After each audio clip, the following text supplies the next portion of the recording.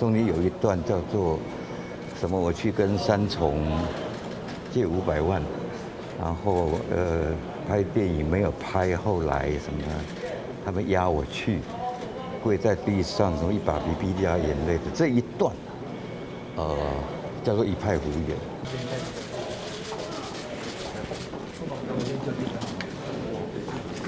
可以进得去吗？那个摄影大哥 OK 吗？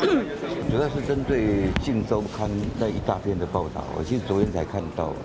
那之前是截取什么一段一段的，之一、之二、之，好像8点档连续剧这样一直找，一直到了我昨天看了之后，我觉得里面的有一些已经是完全混淆、一塌糊涂，完全没有的事情，这已经造成一个很大的对人生的一个你自己捏造出来的问题，尤其是中间有一段叫做什么？我去跟三重借500万，然后拍电影没有拍，后来什么他们押我去，跪在地上，什么一把鼻涕一把眼泪的这一段，叫做一派胡言。那我针对这一段，我就提出了加重诽谤罪的告诉。另外那一个爆料者，我也希望他能够不用躲在黑暗里面，要出来讲，看是这位三重的人是谁。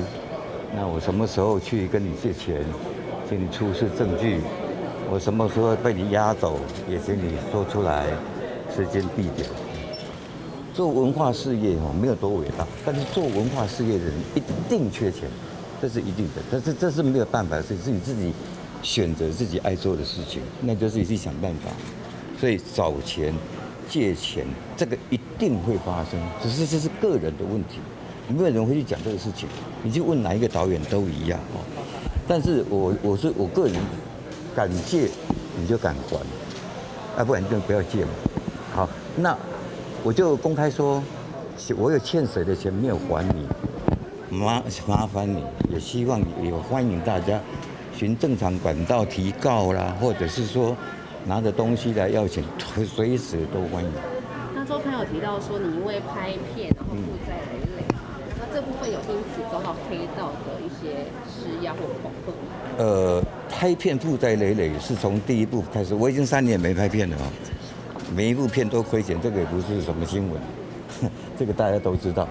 敢拍，你就要敢经得起那个亏钱嘛，因为这是一个训练的过程。这些拍片没有任何什么黑道的什么，完全没有这些事情，自己做的事情就自己承担嘛。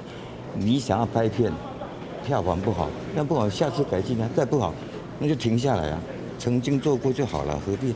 这包括那个有借1000万，然后先付了180万，疑似这个诈骗案，这个是有成案的是吗？对，这个案子在侦办中请容我保留因为这个是我认为不应该再有人受骗，所以这是半年前的事情。侦办中的案子，不好意思，这个由侦办方去讲，好吧？